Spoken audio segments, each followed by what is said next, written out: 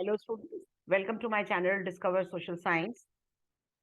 Last topic of this chapter, broader meaning of democracy.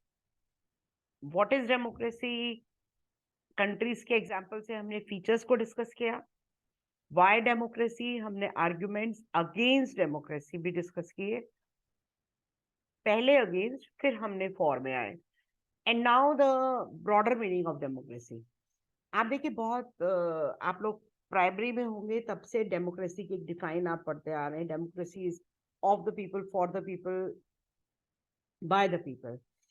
But आपने ये देखा इस लेसन में कि कितने डिफिकल्ट और डिफरेंट मीनिंग है डेमोक्रेसीज के.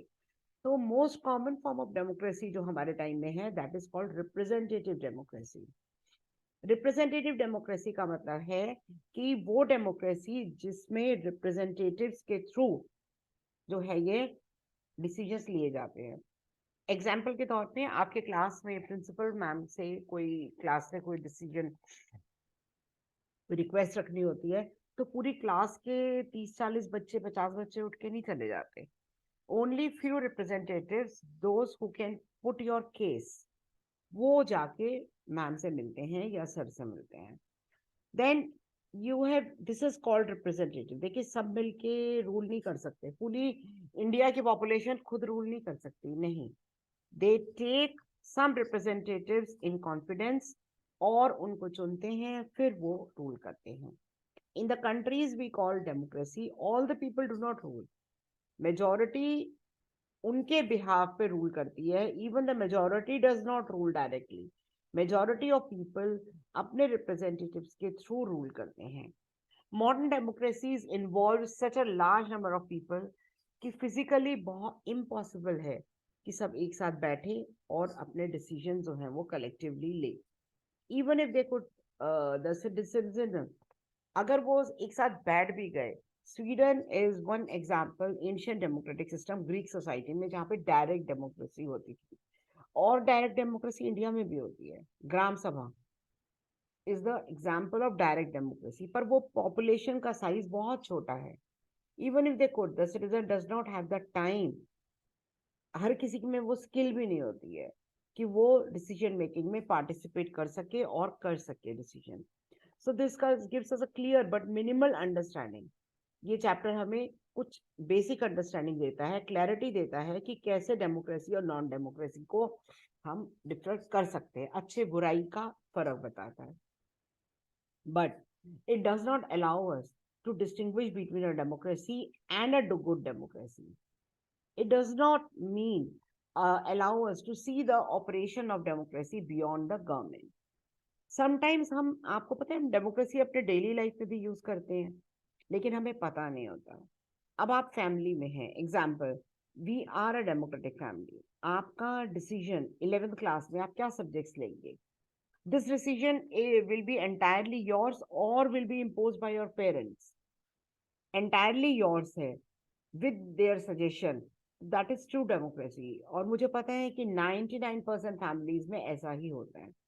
जब भी कोई डिसीजन लिया जाता है फैमिली में, सब मिलके बैठते हैं, कंसेंसस होता है, और आपकी ओपिनियन भी आपके पेरेंट्स की ओपिनियन जितनी मैटर करती है. देन समटाइम्स क्लास में ऐसा होता है कि कुछ टीचर्स की क्लास में आप बहुत खुल के क्वेश्चंस पूछ लेते हैं, बट समटाइम्स कुछ टीचर्स की क्लास में आप नहीं पूछ पाते. तो कई बार एक ओपिनियन है, जैसे इसमें दिया एग्जांपल, कि आई डोंट लाइक टीचर्स जो स्टूडेंट्स को बोलने ही नहीं देते and ask questions in class. I would like to have teachers with democratic temperament. कि वो टीचर्स हमेशा अच्छी लगती है जो आपको बोलने का मौका दे, आपसे सुने, आपकी बात सुने. Then one leader and his family members decide everything in the party. अब ये डेमोक्रेसी है क्या? डेमोक्रेसी नहीं है ये. आप देख सकते हैं हमारी हमारी कंट्री में भी कई ऐसी पार्टीज हैं जहां पे डायनेस्टिक रूल चल रहा है, लेकिन वो पार्टी पावर में, फिर लोग उनको लेकर नहीं आते, उन्हें फिर पीछे कर देते हैं. So these ways of using the word democracy go back to its basic sense. Democratic decision involves consultation, consent of all those who are affected by that decision. Those who are not powerful have the same say in taking the decision. as those who are powerful. This can apply to a government, family या किसी भी organization में के लिए भी apply कर सकते हैं. Democracy is also a principle that can be applied to any sphere of life. Sometimes we use the word democracy किसी को existing government को describe करने के लिए नहीं, कई बार ideal standard. True democracy will come in the country की कोई भी भूखा नहीं सोएगा. मतलब डेमोक्रेसी पॉलिटिकल साइंस का ही वर्ड नहीं है, लाइफ में, कॉमन लाइफ में भी यूज होता है. For example, in a democracy every citizen must be able to play role equally in decision making. For this you don't need just an equal right to vote. मतलब equally मतलब कि citizen जो है वो सबको equal role मिलेगा और उनके पास भी इक्वल रोल होगा, इक्वल अपॉर्चुनिटीज मिलेंगी उनको. Then, if we take these ideals seriously, then no country in the world is a democratic. Yet, एक अंडरस्टैंडिंग जरूरी है. एटलीस्ट इस लेसन से मेरे ख्याल से आपको आइडिया हो गया होगा minimal democracy and a good democracy. हमारी कंट्री में डेमोक्रेसी कैसी है? So in this book we do not deal much with this expanded notion. हमारा फोकस क्या है? कुछ कोर इंस्टीट्यूशनल फीचर्स के ऊपर. डेमोक्रेटिक गवर्नमेंट में कौन सी इंस्टीट्यूशन है जो बहुत इंपॉर्टेंट रोल प्ले करती है. नेक्स्ट ईयर आप पढ़ेंगे, जो 10th की पॉल साइंस पढ़ेंगे, that read more about a democratic society और evaluating democracy. At this stage we just need to know that democracy can apply to many spheres of life. That democracy बहुत अलग अलग form भी ले सकती है. There can be various ways of taking decisions. The most common form of democracy in today's world is rule through people's elected representative. कि लोगों के द्वारा जो elected representative हैं, उनके द्वारा रूल किया जाए. कम्युनिटी स्मॉल है, जैसे ग्राम सभा है, तो all the people they can sit together. तो ग्राम सभा, जैसे मैंने अभी आपको बताया, डायरेक्ट डेमोक्रेसी का बहुत अच्छा एग्जाम्पल है. पर प्रैक्टिकली कंट्री में ऐसा नहीं हो सकता. डिसीजन मेकिंग इस तरीके से नहीं हो सकते. So this is also mean that no country is having perfect democracy. मतलब perfect democracy, देखिए perfect human being नहीं होता. जब इंसान perfect नहीं होता तो democracy कैसे perfect हो सकती है? The reason is because democracy चलाने वाले जो लोग हैं, वो democracy चलाने वाले भी तो लोग हैं, इंसान हैं. तो perfect कैसे हो सकते हैं? फीचर्स ऑफ डेमोक्रेसी जो हमने डिस्कस किया, वो हमें मिनिमम कंडीशन डेमोक्रेसी की प्रोवाइड करते हैं. That does not make it an ideal democracy. हर एक डेमोक्रेसी में कुछ ना कुछ आइडियल्स होते हैं, वो अचीव करने होते हैं. टारगेट्स देखिए, टारगेट कमिटमेंट नहीं होती, आइडियल्स कमिटमेंट नहीं होते, आइडियल्स गोल होते हैं. So this requires constant effort कि हम अपने एफर्ट, आप देखिए ना, आरटीआई, आरटीई और कितने सारे ऐसे राइट्स हैं जो हमारे पास. आप देखिए पार्लियामेंट के सेशंस तो आते ही हैं टीवी पे, अब इवन जुडिशरी के भी सेशंस टीवी पे आने लगे हैं. तो व्हाट इज दिस? ये क्या है? ये डेमोक्रेसी की तरफ हमारी कंट्री के बढ़ते हुए कदम हैं. This is what distinguish democracy from other form of government. ये स्ट्रेंथ है. This is the strength and weakness. हम सिटीजन्स के पास जितने ज्यादा से ज्यादा राइट आएंगे, उनके पास जितने अधिकार आएंगे, डेमोक्रेसी स्ट्रेंथन होगी. अगर उनसे अधिकार छीने जाएंगे, म्यांमार वगैरह का एग्जांपल देख लीजिए, तो वो डेमोक्रेसी जो है वो वीकनिंग ऑफ डेमोक्रेसी है. So democracy from other form of government हम डिस्टिंग्विश कर सकते हैं, जैसे monarchy, dictatorship, one party rule, that do not require all citizens कि वो पॉलिटिक्स में पार्टिसिपेट करें. इनफैक्ट कल ही मैं न्यूज में देख रही थी, नॉर्थ कोरिया का दिखा रहे थे कि किम जोंग ने अपनी छोटी सी डॉटर को अपना उत्तराधिकारी जो है वो डिक्लेयर कर दिया है. तो आप देखिए कि छोटी सी डॉटर को, बिकॉज वो उसकी बेटी है, इसलिए उसको उत्तराधिकारी शेयर करा है. So in fact most non democratic government would like citizens not to take part. देखिए सिटीजन्स को एक तानाशाह के लिए क्या अच्छा है? लोग ना अपना दिमाग चलाएं ज्यादा, और लोग ना अपना दिमाग चला के कोई कोशिश करें उनके काम में इंटरफेयर करने की. वो तानाशाही में ही हो सकता है. बट डेमोक्रेसी एक्टिव पार्टिसिपेशन चाहती है. आपकी बुक्स में ये चैप्टर्स क्यों रखे गए हैं? ताकि आपको पता चले, आपको रियलाइजेशन हो, अवेयरनेस हो. और ये अवेयरनेस बहुत जरूरी है सक्सेसफुल डेमोक्रेटिक फंक्शनिंग के लिए. Now before completing I will move to the cartoon. So मैंने आपसे डिस्कस किया था एक एक कार्टून देखिए, पॉलिटिकल साइंस में कार्टून्स की बहुत इंपॉर्टेंस है और आते भी हैं। तो ये मैं कार्टून्स आपके साथ डिस्कस कर रही हूँ। मैं कार्टून्स की मैं आपके साथ में बाद में एक पीडीएफ भी शेयर करूंगी, लेकिन अभी मैं आपके साथ पहले खुद लाइव डिस्कशन कार्टून्स की कर रही हूँ। ये देखिए, ये तब है जब इराक में अमेरिका ने अटैक किया था, सद्दाम हुसैन को कैप्चर कर लिया था, और अमेरिका का, जबकि यूनाइटेड नेशंस ने इंटरफेयर करने के लिए मना किया था, पर अमेरिका ने तब भी इंटरफेयर किया उनके पॉलिटिक्स में, और in the name of establishing democracy. इसीलिए यहाँ पे डेमोक्रेसी का, ये डेमोक्रेसी की मौखरी नहीं कर रहे, जो अमेरिका ने वर्ल्ड को कहा था दैट कि किसी कंट्री में देखिए फॉरेन पावर का इंटरफेरेंस इज इनवैलिड, पर this cartoon was drawn when elections were held in the presence of US and other foreign powers. अब ये क्या डेमोक्रेसी है? वो कह रहे हैं कि वो वहां पे डेमोक्रेसी एस्टेब्लिश कर रहे हैं, लेकिन करा कुछ नहीं था ऐसा उन्होंने। नाउ नेक्स्ट आप देखिए सीरिया का एग्जाम्पल, जहाँ पे अभी अर्थक्वेक आया है वहां पे, और बहुत ज्यादा टेररिस्ट एक्टिविटीज भी हैं। No entry before you fill that form to become a member in आलबार डेमोक्रेसी। मतलब डेमोक्रेसी में कहने को वो कहते हैं हम डेमोक्रेटिक हैं, लेकिन हर एक सिटीजन को एक उस पार्टी का मेंबर बनना जरूरी है, सिंगल पार्टी जो वहां पे रूल करती है। तो ये डेमोक्रेसी देखिए, ये डेमोक्रेसी तराजू लेके एंट्री कर रही है, नॉक कर रही है, और वहां से मिलिट्री रूल जो है, रूलर इज सेइंग दिस। तो ये क्या ट्रू डेमोक्रेसी, आप डिसाइड कर लीजिए। This cartoon drawn in the context of Latin America. जैसे पाकिस्तान में जनरल परवेज मुशर्रफ जी की बात करी थी हमने, जिनकी अभी कुछ ही टाइम पहले डेथ हो गई है, तो उसी तरीके से ये भी है, मिलिट्री रूलर अपने आप को अमेंडमेंट कर लेते हैं कॉन्स्टिट्यूशन में, अपने आप को रूल बंद कर लेते हैं। Think of other countries where this could apply.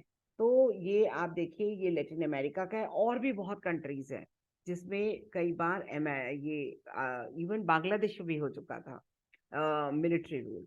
तो ये ट्रू डेमोक्रेटिक कंट्रीज नहीं है। अब ये देखिए, ये क्या है, this cartoon title building democracy, और लैटिन अमेरिकन पब्लिकेशन में आया था बिल्डिंग डेमोक्रेसी। इसमें मनी का रोल, ये मनी बैग्स है एक्चुअली में।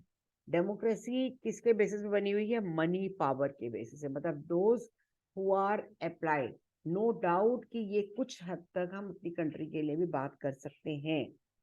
अभी भी आप देखिए डेमोक्रेसी, वैसे 10th में आता है तो मैं बोलती हूँ इसके लिए एक्सपेरिमेंट आप करके देख सकते हैं अपने फैमिली में। आप कहिए कि you want to pursue your career in democracy, आपको सुन के बड़ी हैरानी होगी कि आप डेमोक्रेसी में, सॉरी, आप पॉलिटिक्स में अपना कैरियर परस्यू करना चाहते हैं, और आपके पेरेंट्स क्या कहेंगे? नो।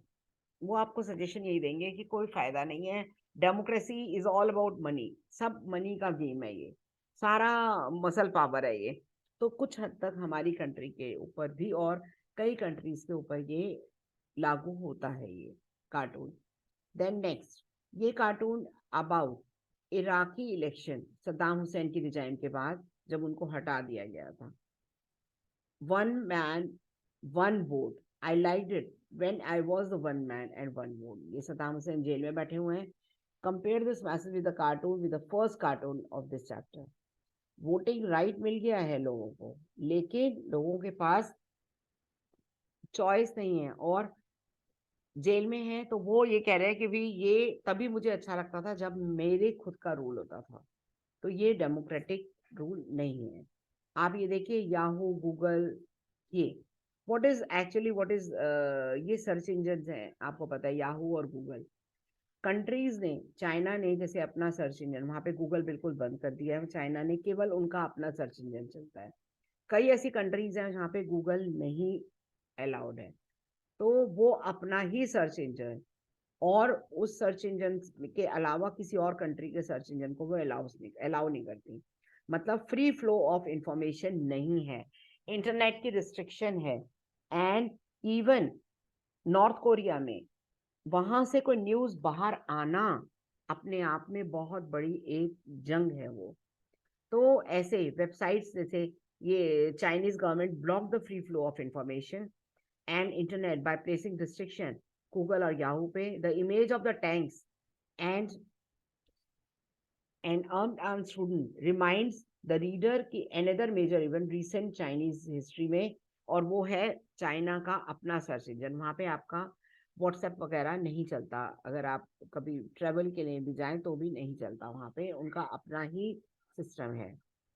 देन दिस इज, आप ये देखिए, रीड दिस कार्टून। ये कार्टून क्या शो कर रहा है, ये देखिए आर्मी रूल है, एंड ये ब्राजील की, this cartoon is from Brazil, a country जिसका डिक्टेटरशिप का लॉन्ग एक्सपीरियंस था। हिडन साइड ऑफ डिक्टेटरशिप कि विच हिडन साइड, कि कितने लोग जो है वो मारे जाते हैं, मर्डर हो जाते हैं, मारे नहीं जाते, मर्डर हो जाते हैं, चाहे वो पिनोशी हो, चाइल्ड के जेलेंस्की हो, पोलैंड के, ये इन लोगों के मर्डर हो जाते हैं, नजरबंद हो जाते हैं, जैसे म्यांमार में Aung San Suu Kyi. Then this is the cartoon which is showing, ये एक article it showed that no democracy has ever gone to war with another democracy. We voters are angry and we are not going to take it anymore. Liberals have been arrogant. They have broken. तो ये cartoon जो है ये different facets of democracy की बात कर रहा है। दिस कार्टून कनाडा में पब्लिश हुआ था बिफोर इट्स पार्लियामेंट्री इलेक्शंस।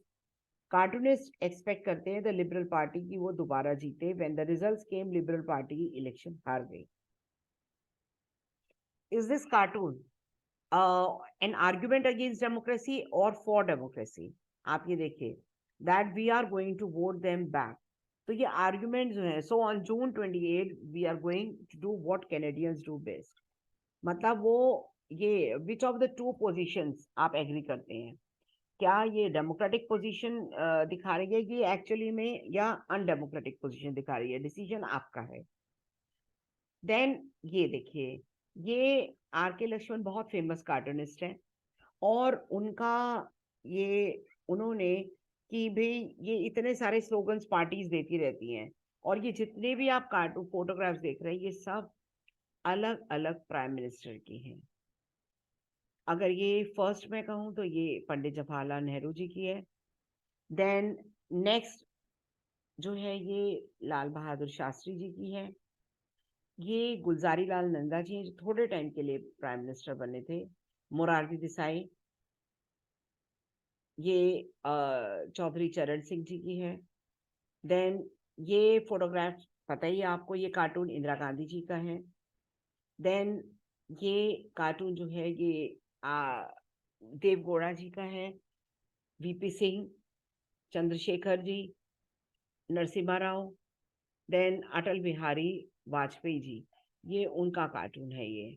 और इस तरीके से ये डिफरेंट प्राइम मिनिस्टर्स को प्रोजेक्ट कर रहा है ये cartoon, and this cartoon is projecting. और आर के लक्ष्मण जी आराम से बैठे हैं, जो कार्टूनिस्ट हैं खुद, 50 ग्लोरियस ईयर्स इंडिपेंडेंस के, और उसमें स्लोगन्स याद कर रहे हैं अलग अलग प्राइम मिनिस्टर्स ने क्या क्या स्लोगन्स दिए थे।